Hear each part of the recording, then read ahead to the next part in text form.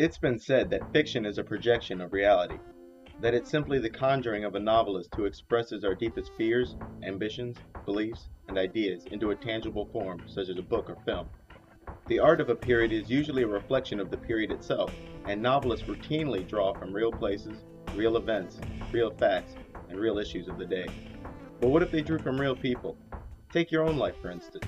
Your life could easily be retold as anything from a comic book to a 19th century adventure film. Paintings, sculptures, songs, the works. Over and over again, the story of you is told. And as long as the context and settings were different enough from previous retellings, no one would notice. Well, almost no one.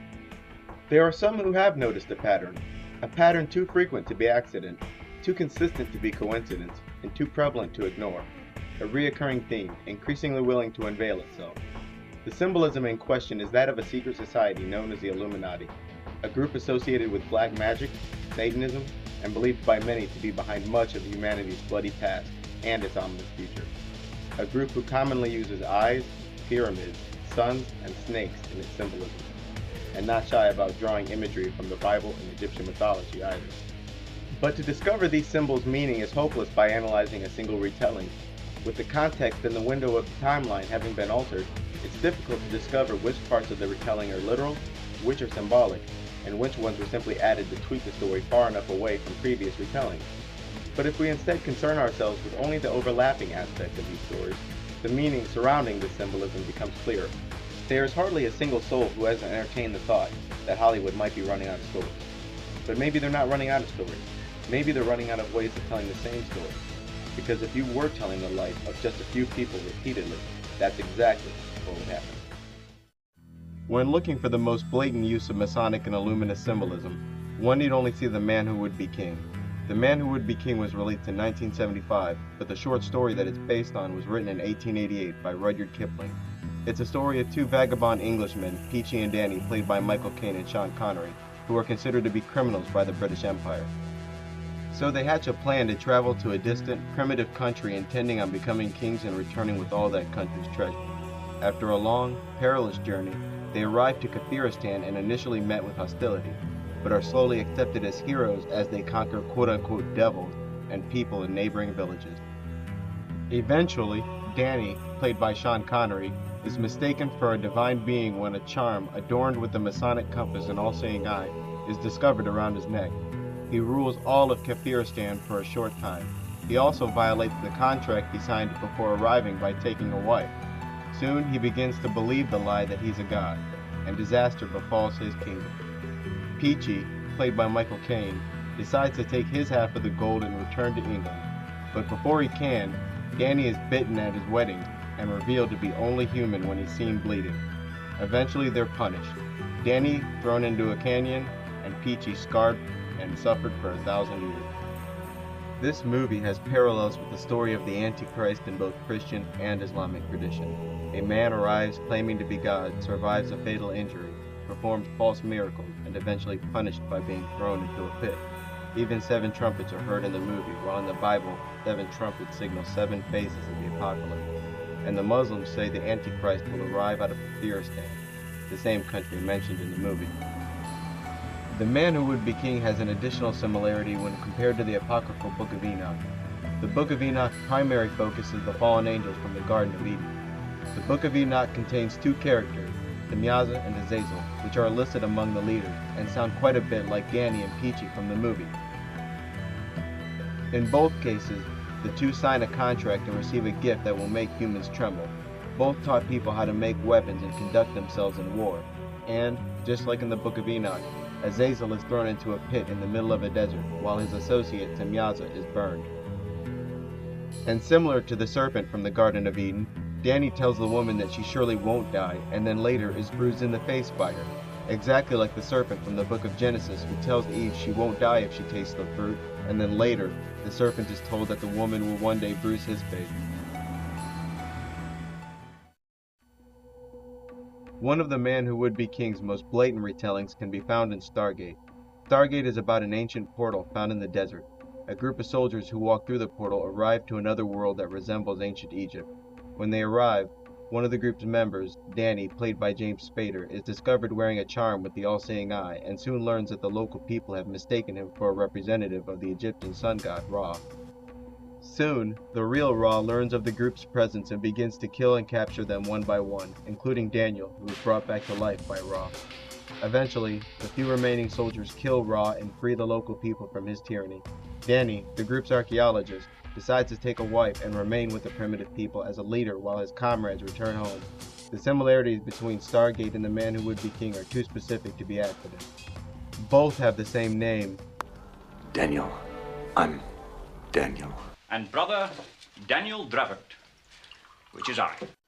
Both were given a charm with the all-seeing eye on it before departure. I have something for you. Yeah.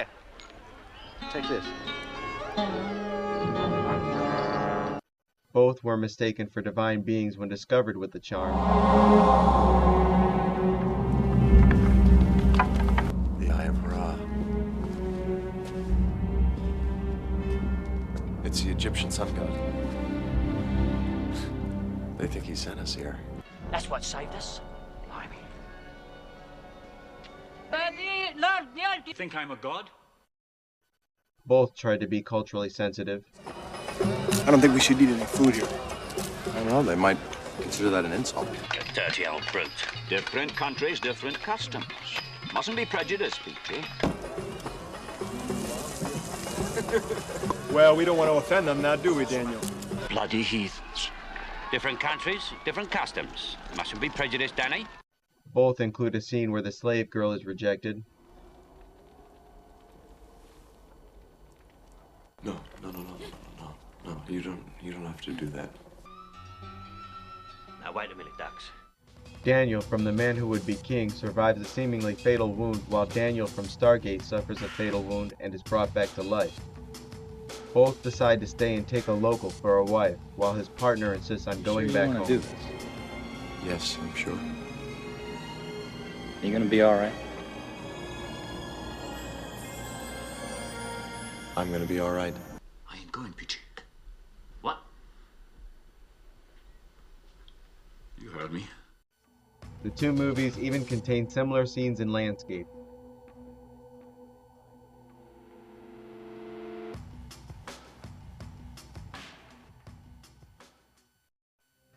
The Road to El Dorado is another veiled retelling of The Man Who Would Be King, with even more similarities than Stargate had to offer. The Road to El Dorado is about two guys considered criminals by the Spanish Empire, but before the two are punished and imprisoned, they escape the transport boat and arrive by sea to a primitive land. Using a map as a guide, the two hatch a plan involving plunder of El Dorado, the city of gold. When the two arrive in El Dorado, they are mistaken for divine beings after performing a false miracle. They become the immediate rulers of El Dorado, the lost city of gold, and their plan to steal the city's gold moves forward with ease. But, similar to Danny from The Man Who Would Be King, one of the two quote-unquote gods is seen bleeding, and it becomes evident to the city's high priest that they aren't gods, but human. The high priest attempts to kill the two would-be kings, but fails and is himself killed. One of the two gentlemen, Michael, who is mistaken for the sun god, wants to stay and rule the primitive country, while the other, Tulio, wants to go back home with his half of the gold.